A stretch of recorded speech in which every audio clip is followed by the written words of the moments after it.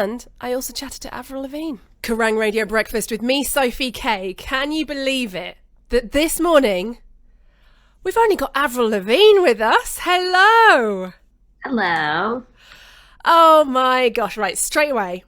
The first thing I have to say to you, because I'm so excited chatting to you, is that like when I heard Bite Me for the first time, it was like a queen stepping up on a throne and just placing a crown upon her head and going, I'm back, and bringing you this pop punk vibe. How did it feel going back to your roots and releasing that track? The whole record and this song just felt it all just kind of fell together. Like stylistically, it's like a more alternative record that I'm making it from front to back. And I feel like a lot of my songs are anthems that I pull from my experiences, but it feels good to just, after my last album, which was full of tons of ballads, it was like very serious. This album is just way more lighthearted and like anthemic, and it's like me reflecting back on my life and love and kind of just, yeah, it feels great to like rock out again. I think it's amazing because there's no point, I think, if you grew up as an angsty teen, people like to say you grow out of it, but you really don't, do you?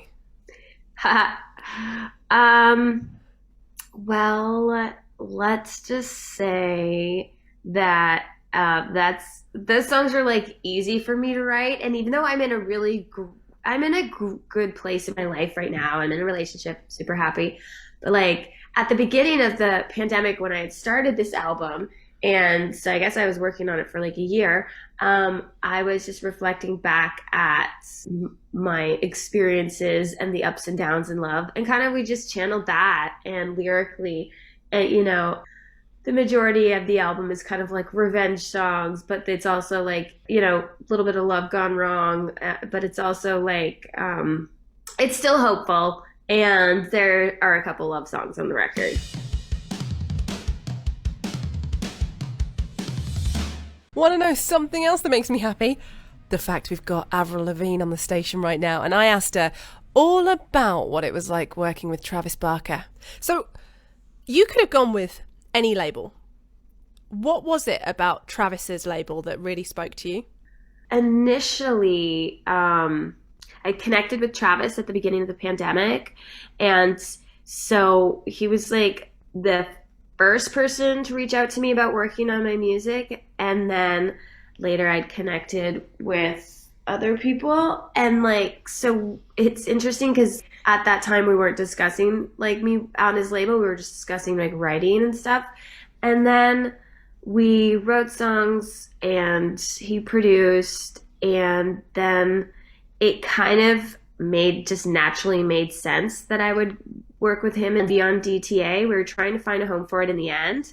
And so it just like, it made sense to work with him. And what's so great about him is that, he's also an artist. So even though he's the president of my label, he's an artist, he's toured, he's been out there, he knows what it's like. So he's been really easy to work with. I think one of the ways, like, I'm going to be completely honest with you, you can tell me if I've got it totally wrong, but one of the ways I've been selling it when I talked about the news of the new record and signing to Travis's label, to me it fit because you've always been a champion of rock. And while other artists were stepping back and going, no, we don't know what you're talking about, we don't like rock because guitars weren't as cool for a period, you really defended the genre. And as it's now back in the mainstream, so to speak, it feels right that you would work with another person who's always defended it the whole time. Yeah, like it's interesting. People are talking about the music being, being sort of this genre being like rediscovered right now, and it's becoming more popular again. And in some ways, pop punk does feel more popular now than it's ever been, but like in a different way, I guess. For me, I've had pop rock songs, pop punk songs, pop songs, ballads. Like I've been quite diverse, but like I've always played this type of music, and it's been a part of me and my inspiration my whole life. And then all my tours over the last 20 years have been, quite guitar driven. And but with this album, there was definitely no holding back, and just I feel like it made a record that I wanted to make for a long time, where it's just in your face rock songs all the way through, just like no holding back. I was like, I want to make a pop punk record, and before it's just been like songs here and there and whatnot. But I do think it's also like it's a spirit, it's a way of life, it's a form of expression, and it's an attitude. Yeah, so to connect with someone like Travis and work with him, who's been was in Blink 182, which is epic, is pretty dope. Yeah, because you were a fan of them, weren't you? Yeah, absolutely. I mean, like Blink and bands like that, like Green Day and NoFX, The Offspring. Those were bands that like I definitely like listened to in high school. Here's the next part of my interview with her. It amazes me the fact that you made it in the time that you did, especially as like a solo female artist. Like I even think about, say, yourself, and I know it's different realm, but in a similar way, Evanescence with Amy Lee, and there were just it was a tough game out there, wasn't it? Do you feel like the music industry has changed now? I feel like it's always changing. Like when I first broke out onto the scene, like stylistically, the stuff that was popular was like Christina and Britney, and it was like more like bubblegum pop. And so I think people would have expected me when I was making the record to, like, I was like 16, to like kind of go in that direction, just like fashion wise and musically. But like I had my own sense of style and musical like tastes that I was like, so I had to speak up and sort of tell everyone I was working with, like, oh, I don't want to dress like that or like sing those types of songs, and here's my guitar, and I'm like playing my ideas and writing at like a super young age. But they definitely would have expected that from me. But yeah, I just knew what I wanted from a young age. That's amazing. I wish I'd been more like that, but I don't know what I would have done if, like, because looking back, everything's kind of recorded. I know it's the same now with social media, but do you ever look back and go, oh, what was I thinking there?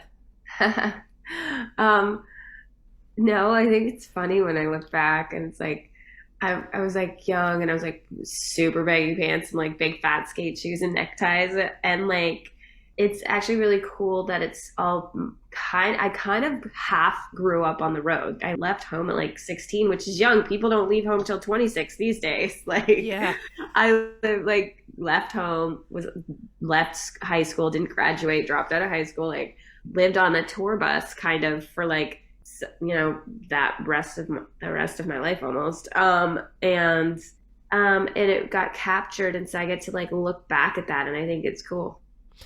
Do you think you'll ever record any of the new tracks that you're releasing like you did Girlfriend and do it in 7 different languages?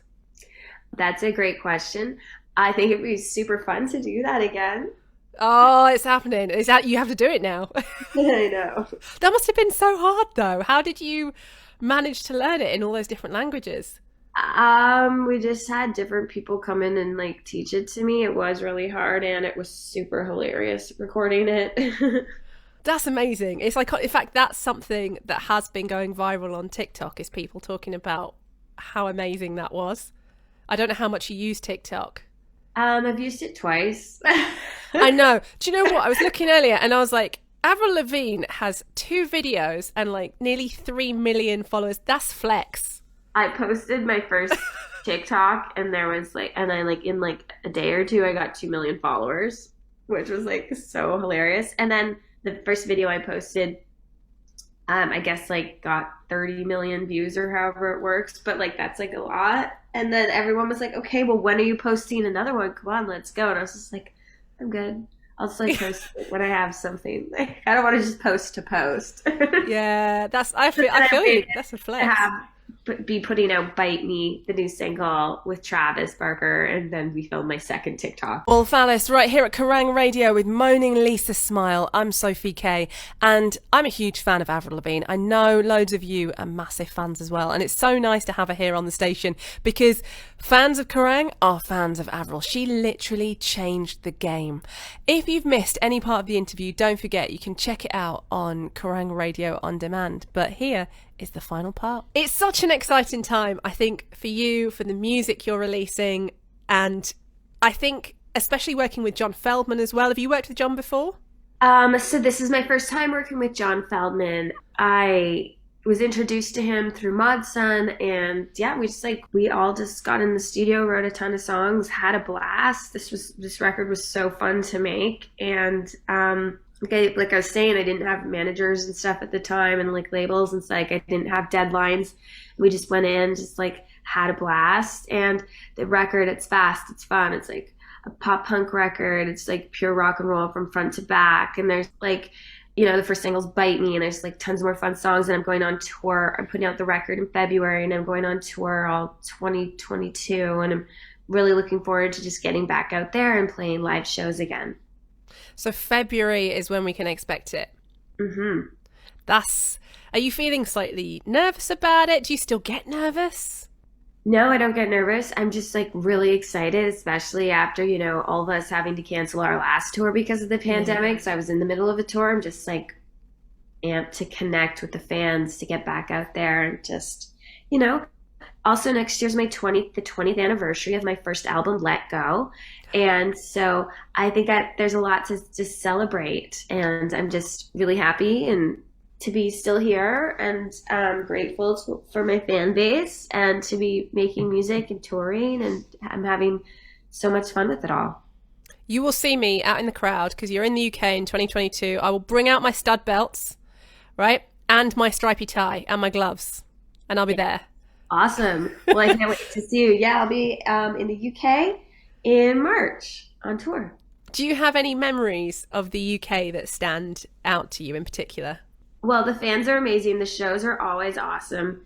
And I mean, yeah, I like sightseeing and stuff like that, going to the castles, and also just the pubs and stuff like that. And you guys have Yorkshire pudding there, which like I grew up with in my household, and like my mom makes and my grandma made. So I like the food and sightseeing, and it's just an overall vibe, and like tons of dope bands are from there. Do you know what?